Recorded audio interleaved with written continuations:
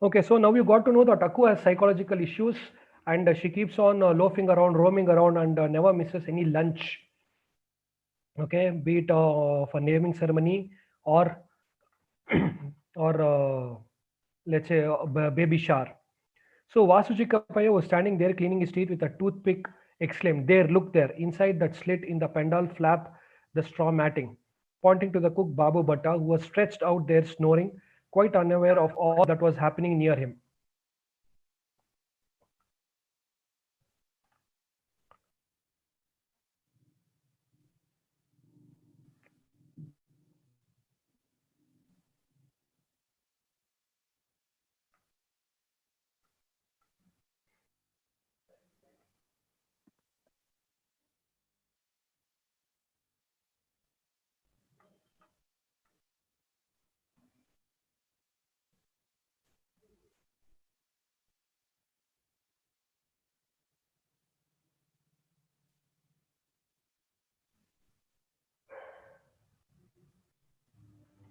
Okay.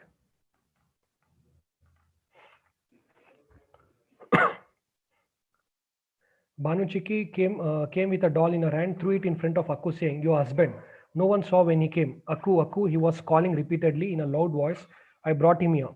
Akku's shrieks did not cease. As the screaming rose higher, so did the laughter. A cheeky shorty, a lad named Satyamani, ran up to Babu Bhatta. "Babu Bhatta, they say you're Akku's husband," he said, biting his tongue on a snigger. So everybody are making fun of. So everybody are making fun of Akku's psychological issues. See, Akku, the moment somebody tells that talks about her husband, she gets frustrated. Okay, so they're Ayaba hitched to her. "She will separate my limbs and stuff then in the stove. She might even trade me for a handful of potatoes." "It won't be surprising," retorted Babu Bhatta. So when a person informed Babu Bhatta that everybody are making fun of you, saying that you are the husband of Akku, then he says he elaborates in his own terminology, because since he's a cook, he uses the same terminology. He says, "She will separate my limbs and stuff them in the stove." So since Babu Bhatta is a cook, he uses that comparison. The laughter rose to a pitch of fury as Akku stood there dark as a piece of charcoal, sitting leaning against the wall, cutting a piece of arecanut and again chewing it.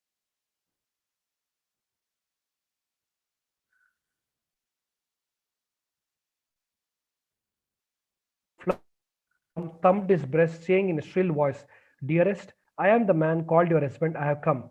What service I am to render?" So again, this guy Tamanaya, who is into theater activities, who is known for playing female roles, he portrays as if he is the husband of Akku, and she asks, "What can I do for you?" theoretically sniggering and stealing a look around at those assembled nearby. On the instant, Akku leapt on him like lightning and bit him hard. So this shows to what extent Akku is angry towards her husband. Okay, Tamanaya is not Akku's husband. He pretends, saying that I am your husband. I am your husband. The moment Akku got to know that a person who portrays himself as Akku's husband has come, she immediately jumped on him like a lightning and bit him hard. Like one who had sinned, she quickly dashed inside, poured a jugful of water from the water pot kept in the corner, and gulped it down.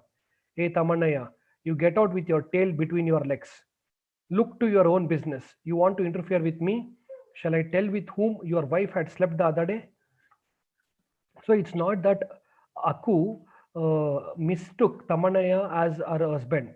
She knows that all are making fun of her. Therefore, she says that I don't believe in your lies. You just mind your own business. And she even threatens him. I will tell. She even threatens, "I know with whom your wife slept the previous day." See, you should all understand, these are all literal translations from Kannada.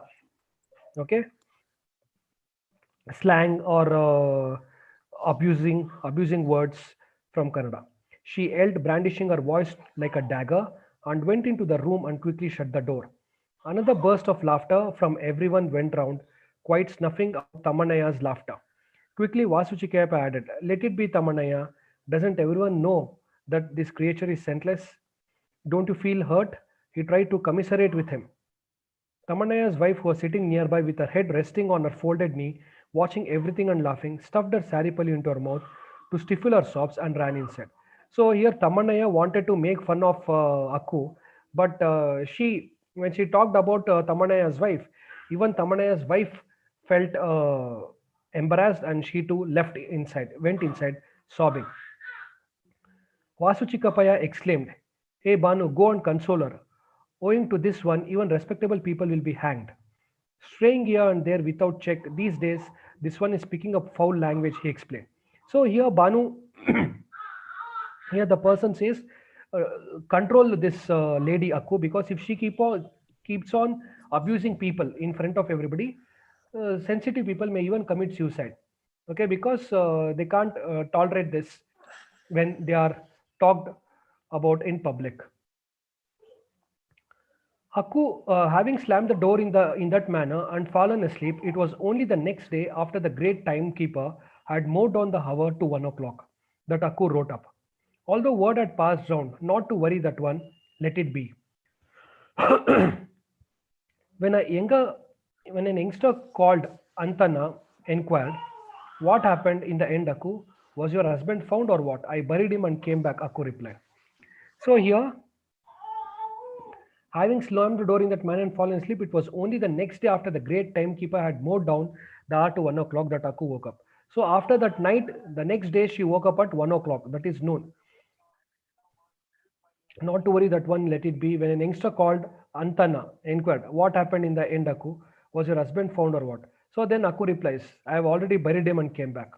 Aku's face was swollen with sleeplessness. It was like the face of someone who had verily made a cremation and washed up on return. "Then what is the fate of your children?" someone whispered. "What is the use of keeping this lech then? It is quite clear," she spat out.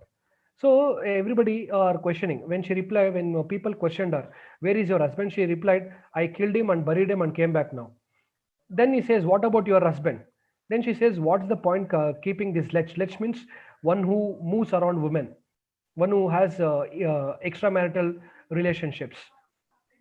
That let's condition in that case, Rarya Rama, someone's whisper was followed by the ripple of giggles, but it didn't appear as if she had heard them. So everybody is making fun of Akku and she is retaliating just according to her whims and fancies. Looking at Akku huddled against a pillar, her hair unkempt like that of a condemned creature, with that kunkuma on her forehead, Dodate, who was sitting on the plank of cutting blade instrument, shook with merriment. Given to composing funny airs on everything at the slightest pretext, Dodate, who was slicing banana rind in circles and winding the wiry banana rind strings lens round a finger. "Akku's kunkuma is beautiful, or Akku herself is beautiful to all the world," she drawled tunefully.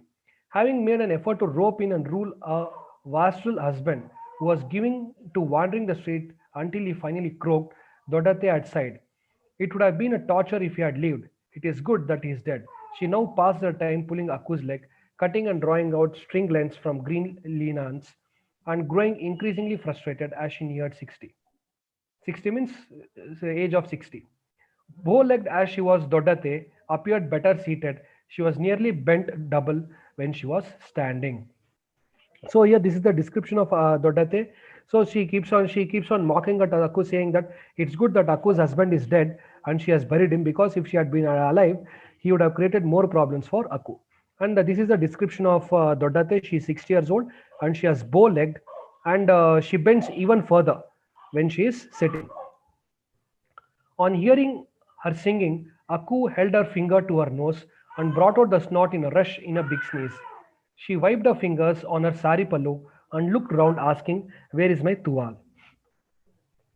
So, on hearing her singing, Akku held her finger to her nose and brought out the snot. So she is of the habit of inhaling something and sneezing. And then she used to ask for tuwal. The tuwal, or a towel, or a cloth which resembles a man's handkerchief, could be that of her husband. So she is that much possessive about the tuwal. When I peeped out in the morning, it was exciting from the gate. When I asked, "Where are you going?" When I asked, "Where are you going?" "To Manja's hotel to have coffee," it said, returned Satyamani, and having said that, immediately turned on his heels and made good his escape. Instead of rushing to chase him, Akku sat still and laughed. After she was spent laughing, she blew on her nose hard, turned to Dodate. Bow-legged Subi, I shall bend your back into a bow and tuck it on my waist. She said, E Punyat Giti. See, all these are Kannada words. Blessed woman. Punyagiti means blessed woman. My husband is dead and gone to hell. At least up to now, I have survived. Don't you drive me to distraction. She said in a mock supplicating tone, even as she murmured, pitiable creature under her breath. So this Akku and Dodate have a conversation. Why pitiable? What have I done? I am not a husband dead widow. Just because my husband has gone to wander all over the country eating junk food at roadsides, why should you be the one to be pitied? See, these are the words of Akku. When Dodate tries to pity her, saying that you are a widow, your husband is dead, and other things, she says, why are you pitying me?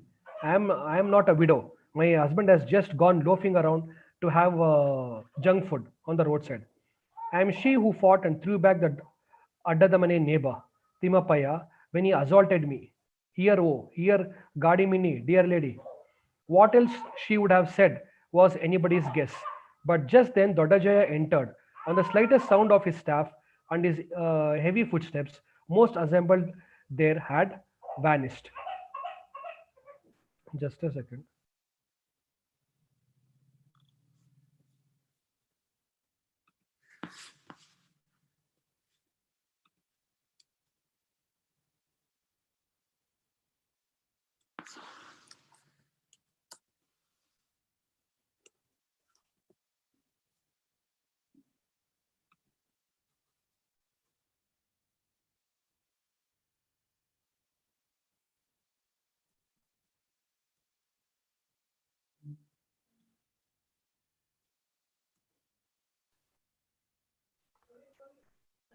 I am she who fought and threw. So here he says, why should I be pitied? I am a powerful woman and a confident woman, and I punished the person who tried to harass me. That is Adadmane Timmapaya. Vasuchikapaya came flying like Hanumanta himself. Take this, give that one a hiding, bring down our gal. On those very words of Dodajaya, screaming as if welts had erupted her body from a real thrashing, Akku scrambled to her feet, shouting Ayayo. They are killers inside the corner room and bolted the door. When Dodajaya bet her, so she ran away. Akku was Siriate's own elder sister. See, you have to draw a family tree. Okay, as and when you come across the characters and the relationship, you have to draw a family tree. Only then you will be able to understand the relationships better. Akku was Siriate's own elder sister. She was Akku even to Siriate. So also an infant born today might call her Akku. There was no going by the relationship as far as the mode of address was concerned.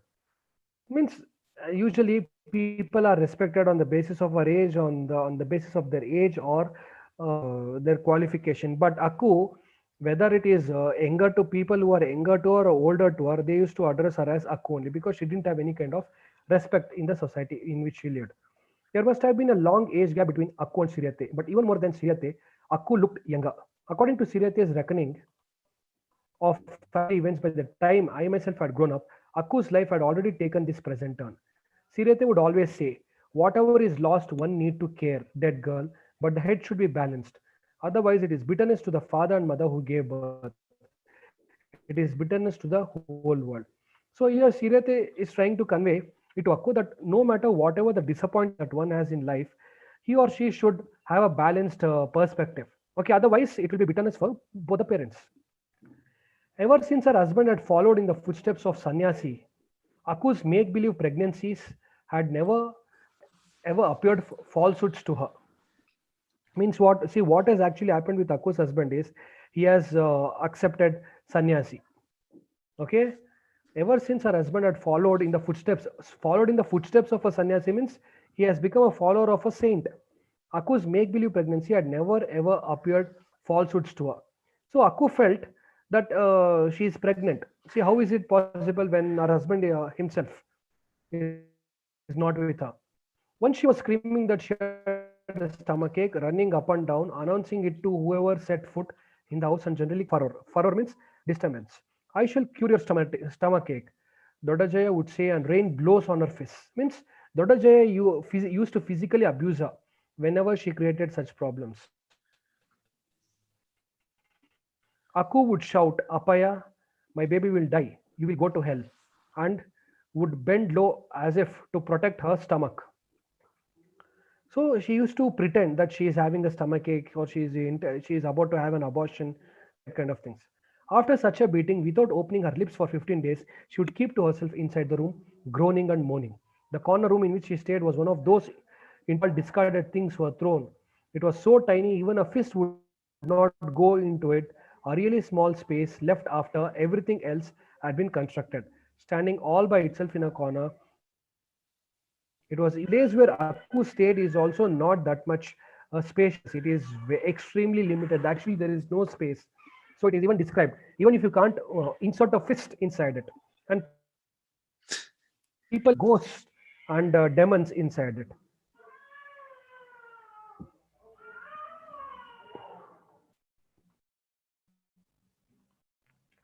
Once, when we are playing some childish domestic games, a jingling sound was audible near the room.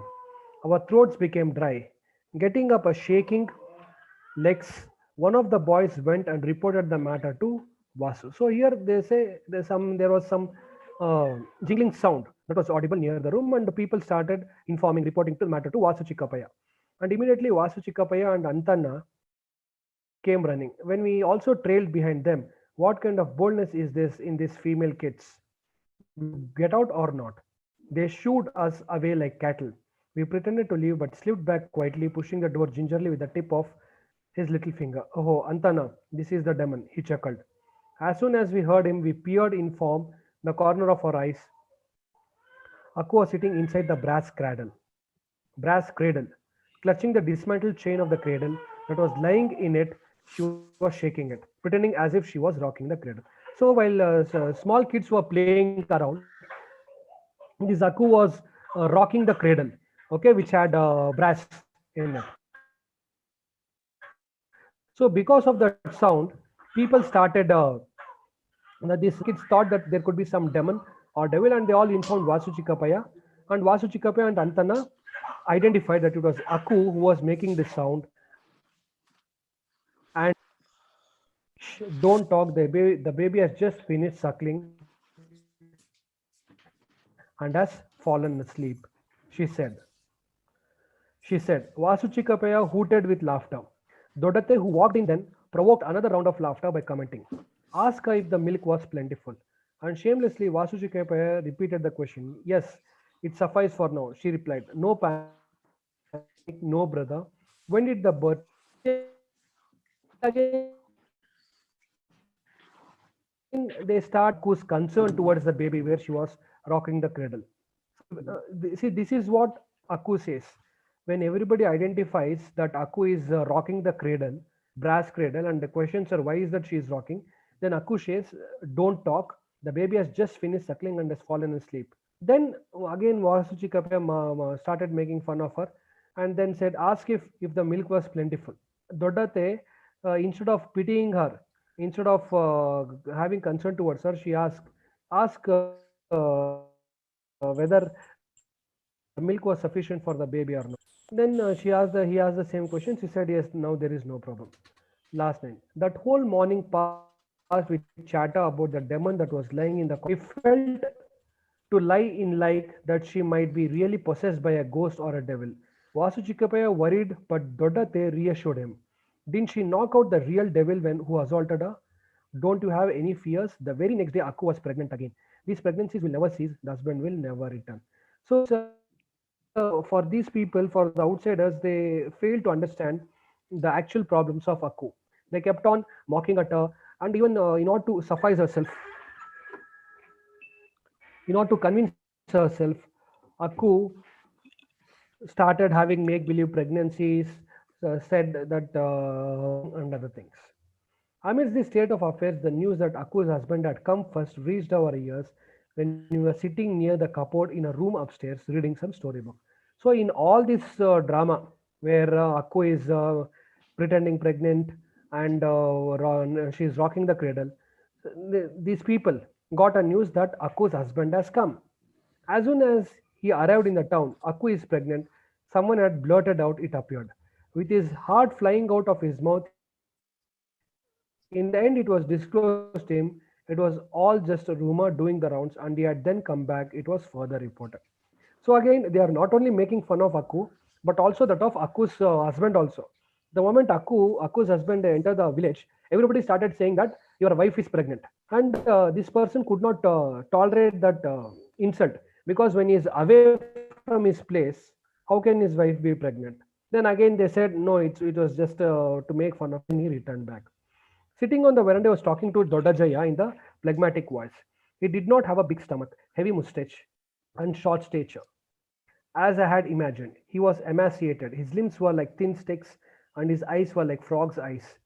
Inamundu, a lion cloth covered with such a thick layer of dirt that a haravana seed would have burst into sprout if placed on it. He was sitting on a chair, his mustache seemed to be regarding Akku's husband like a dog that was worth just 3 pennies. Means he was Akku's husband was not sitting still. He was moaning and jerking like a water snake. Not that he had deserted her, but it was because he had gone behind the infernal Swami. Was it not? Had his memory been washed clean? Once gone, he had remained away. The Swami had wandered up to Kashi and the Himalayas. He had also wandered. He need not be considered a worthless man. Earnings would be good in the company of a Swami. Ajay was making no sound. He did not even glance in this direction. So then everybody were talking.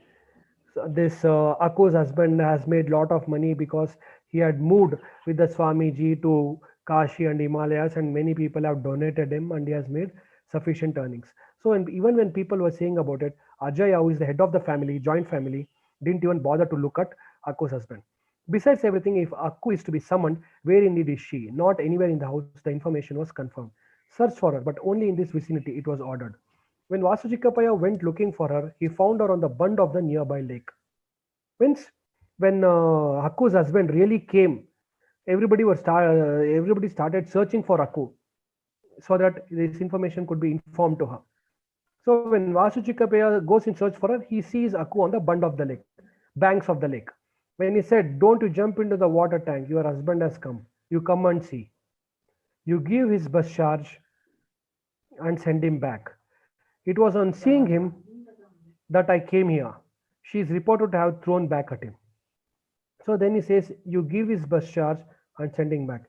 It was on seeing him that I came here. She is reported to have thrown back at him. So this Vasujikappa is shocked to hear that Akku has already met her husband. Okay, only after meeting her husband, she has come to this lake, and she says, "Send him out, kick him out." I went through some gymnastics and fetched her. If you abuse her in any way, she will jump into the water. You watch out. I am not answerable, he announced, wiping the perspiration on his forehead. Entering from the back door, Akku refused to come inside the house. Within a right leg bent back at the knee and the foot resting against the wall, gawkily near the paddy husking varula, the large pounding bin and pestle that was standing here, empty. She rolled around her eyes restlessly. Dodajaya waited for a minute and then said, "Move yourself to Sankappa, Akku's husband," and they both came in. So Akku, after this Vasuchikapaya convinced her to come to the house, she comes and enters the house. Dodajaya waited for a minute and then said, "Move yourself to Sankappa, Akku's husband," and they both came in. It is already 3 days and 3 nights since Akku died. So see, this is very tragic here. Entering from the back door, Akku refused to come inside the house with her right leg bent back at the knee and the foot resting against the wall behind her.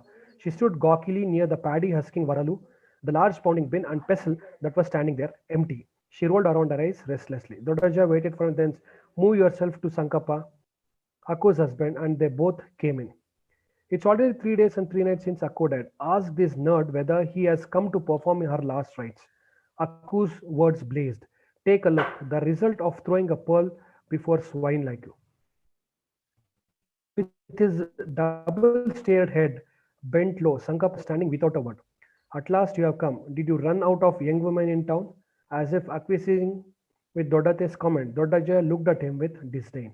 So Akku is not actually dead. They simply say, Akku died 3 days ago, and have you come here to perform her last rites? And they even mock at him. Have you gone short of young women in this in the surroundings? So now, because of that, you have come here now. Before Sankappa could open his lips, Akku butted in. You think I was myself missing out on everything? Would anyone venture to say that I had left some man or the other in the town untouched? Let the male who will say so come forward. What else do you expect on being yoked to a cheating husband like this one? So now she attacks. Sankappa is Akku's husband. Now she attacks Sankappa, saying that do you think I am waiting for you all this time? Sankappa stood like a eunuch. Ajaya rasped at Akku, women, will you shut your mouth? It is because of your bragging like this that your head went down and feet went up. See, all these are Kannada terminologies, Kannada expressions. Sankappa, whatever happened has happened. It is the fate that you brought upon yourself. Whether foolish or simple minded, she belongs to you. Stay here for 2 days and then leave with her. Means, so everybody has decided that Akku is foolish or simple minded. And she says, stay here for 2 days and after that, you leave this place. Pronouncing thus, Dodajaya finally walked out. What? Go with this man over my dead body, Akku declared. Even this Akku only is hesitant. Akku only is hesitant to go along with Sankappa. Female, you can't abuse your husband in this manner. Whatever kind of man he might be, said Dodate. Sankappa did not step forward. Akku turned in a flash and stamped out. No one made a sound.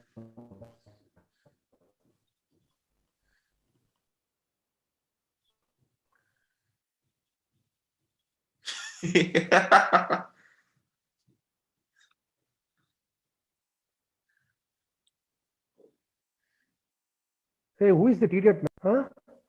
Why are you laughing unnecessarily?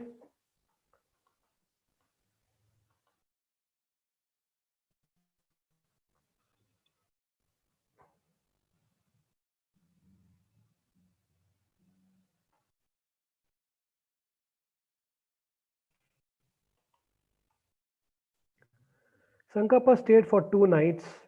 Akku continued to sleep in the corner room. She did not put even her foot inside the house. At the edge of the veranda, with her legs folded up, Sankappa used to sleep, like an innocuous Bodala Sankara, as if guileless.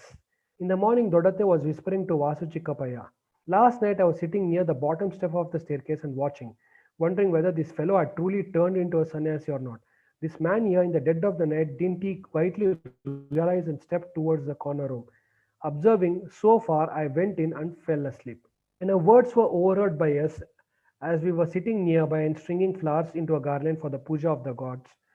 Okay, here this Dodate deliberately wanted to test whether Sankappa has really transformed himself into a saint. She tested this in the previous night. But what happened? I was sitting near the bottom step of the staircase. This man here in the dead of the night, didn't he quietly rise and step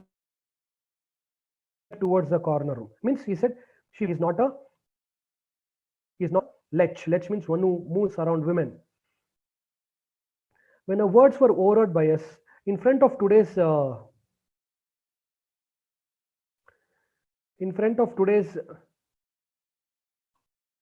young girls who grow into maturity, before you realize it, you can't even whisper so much as so. They instantly become all ears, Dodate exclaimed. We felt like folding up our ears. Wasn't it the same Dodate who had prodded Vasu to ask whether Akku's breast milk had flushed properly? If it so pleased her, without even heeding who was around, she talked as she wished. Means here you can see that lot of verbal abuse about Akku. And even when they are talking generally also they use lot of abusive words. Only in our presence she wanted to appear prim and proper. Isn't she herself a woman then? All these internal arguments were being strung along the knots of the garland, which was growing longer and longer. When Akku's parrot entered, with the same kind of appearance as a demon, she came in talking like popping corn. Again, Akku started big, more talkative. Oh, you named Dodate. Where did you die? Come, come, come quickly. There is a great deal to be talked about. Fetch the platter with the betel leaves and areca nut. On hearing her jovial tone, Dodate remarked, this ranty one behaves as if she is on her last breath. All of us trailed behind Dodate. The other members of the family, servants, etc., sitting and crossing her legs carelessly and swinging them like an elephant's trunk. Akku said in a brash tone, "Oh, did you hear the news? This fellow charged into the room and caught hold of me, saying, 'You are not only loose women of the street, pie-bred creature, get out, don't touch me, I am pregnant,' I retorted. 'Who impregnated you?' he asked. 'Addamane Timapaya,' I returned." So here they are. This conversation is happening between the husband and the wife.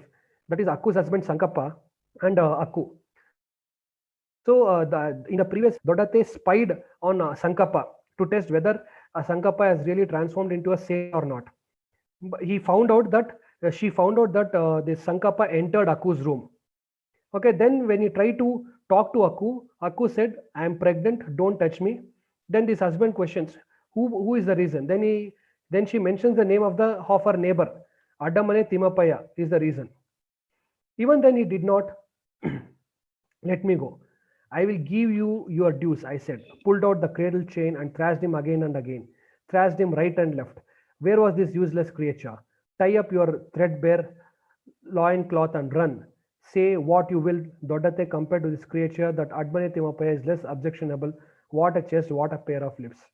So then Akku keeps on praising herself, saying that when Sankappa, that is her husband, tried to talk to her, she gave him his dues. Gave him his dues means she expressed all her anger towards him. She bet him like anything. And see, look at Dodate's version. Dodate says, yes, if Admane Timapaya is the reason for your pregnant, if reason for you becoming pregnant, Admane Timapaya is a better person compared to this Sankappa. The staccato sound of Dodajaya's approaching stab was heard. Vasuchikapaya clamped his hand over Akku's mouth and dragged her into the kitchen close by that was used for cooking on special occasions. Okay, so here again this Vasuchikapaya takes Akku inside to beat her. So I will stop at this. If people remember the page number, is 53.